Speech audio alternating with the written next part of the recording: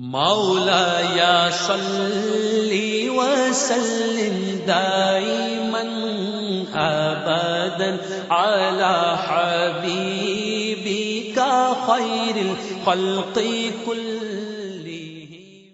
حدثنا عبد الله بن عبد الوهاب قال حدثنا حماد عن أيوب عن محمد عن ابن أبي بكرة عن أبي بكرة ذكر النبي صلى الله عليه وسلم قال فإن دماءكم وأموالكم، قال محمد وأحسبه قال وأعراضكم عليكم حرام كحرمة يومكم هذا في شهركم هذا، ألا ليبلغ ولو الشاهد منكم الغائب.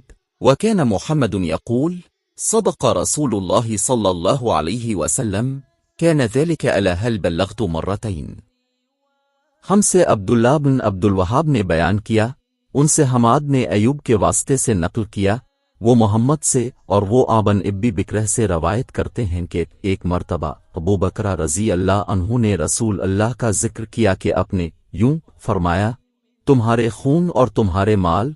मोहम्मद कहते हैं कि मेरे ख्याल में अपने वारास कम का लफ्ज़ भी फरमाया, यानी और तुम्हारी आबरूएं तुम पर हराम है, जिस तरह तुम्हारे आज के दिन की हुर्मत तुम्हारे इस महीने में। सुन लो, ये खबर हाजिर गायब को पहुंचा दे। और मोहम्मद रावी हदीस कहते थे कि रसूल अल्लाह ने सच फरमाया। फिर दोबारा फरमाया कि क्या मैंने अल्लाह का यह हुक्म तुम्हें नहीं पहुंचा दिया।